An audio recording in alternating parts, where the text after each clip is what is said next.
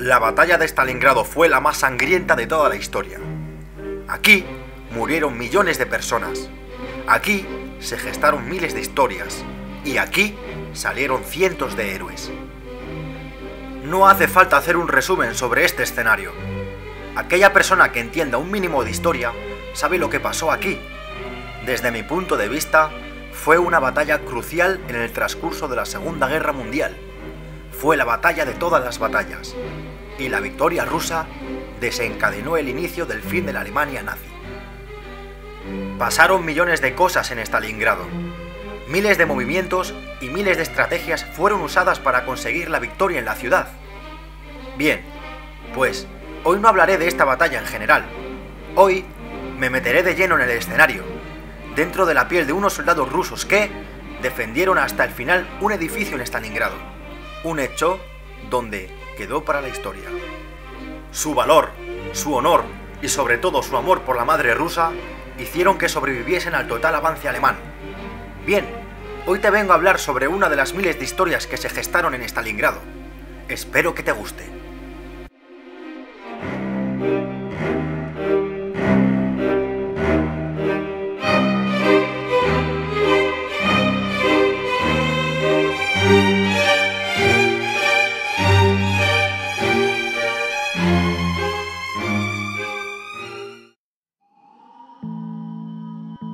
Un 4 de octubre de 1917 nació en Rusia un tal Yakov Pavlov.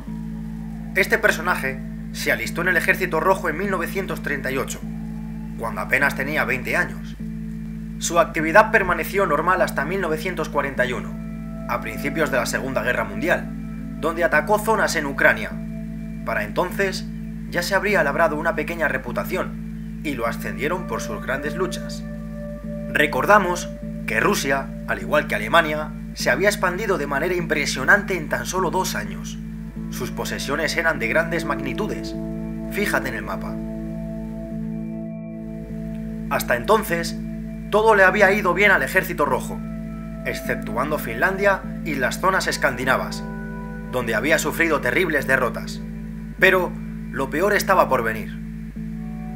Los alemanes decidieron atacar a la Unión Soviética en junio de 1941, en la Operación Barbarroja.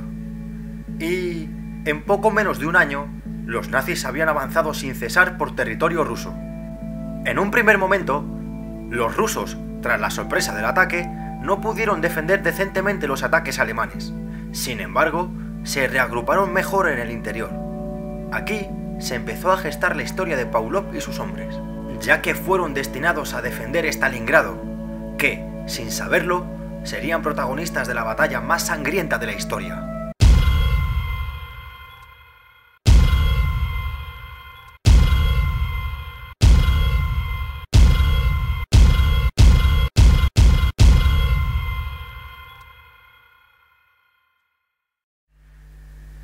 Atención, vamos a dar un gran salto cronológico, así que estar atentos.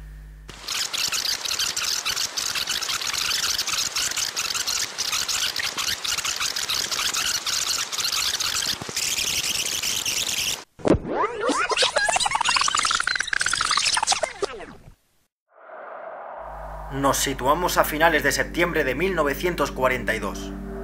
Los alemanes ya han tomado prácticamente el 80% de la ciudad. Parece ser que los nazis van a ganar la batalla, y las defensas rusas tan solo son pequeños núcleos de resistencia, que siguen atosigando a los nazis.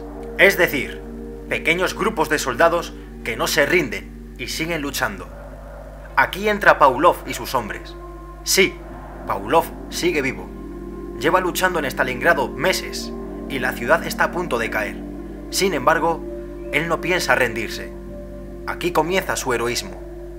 Pavlov y un grupo de hombres, que no superaban los 50, se atrincheraron en un edificio fortificado. Aquel edificio se convertiría en su principal perímetro de defensa.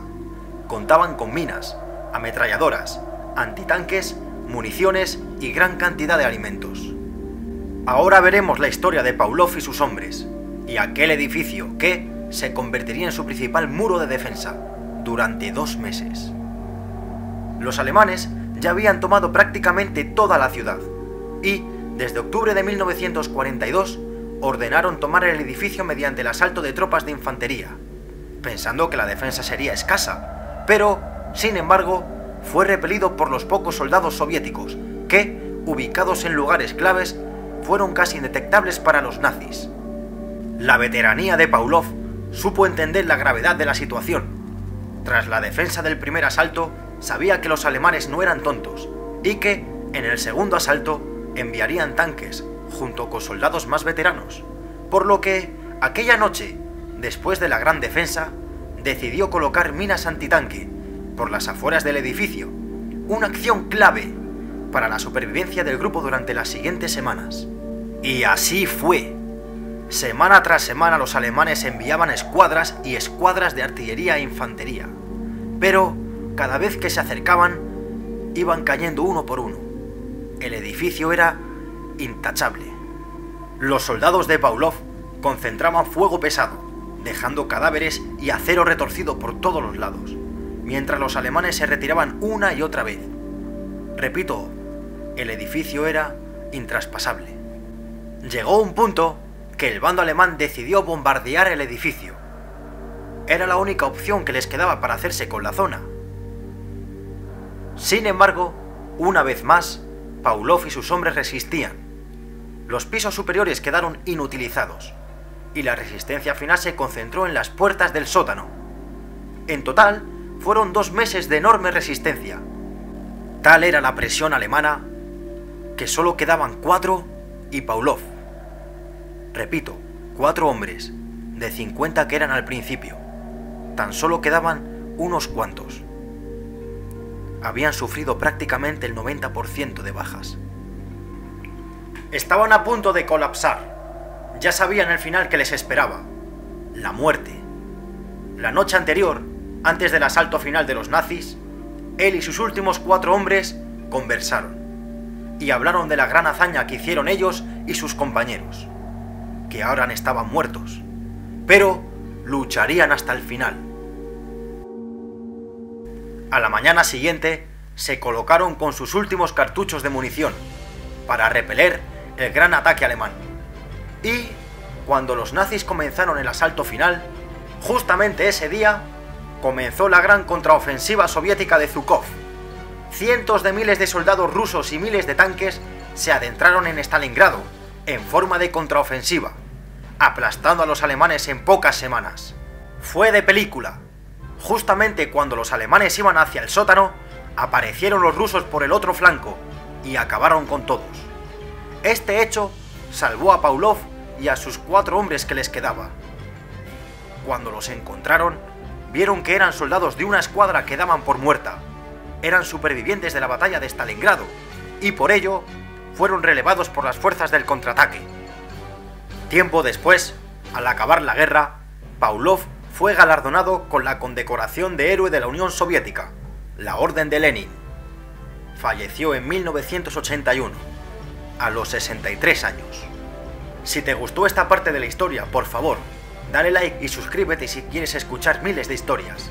Comenta si tienes alguna duda, estaré encantado de contestarte. Gracias por tu atención.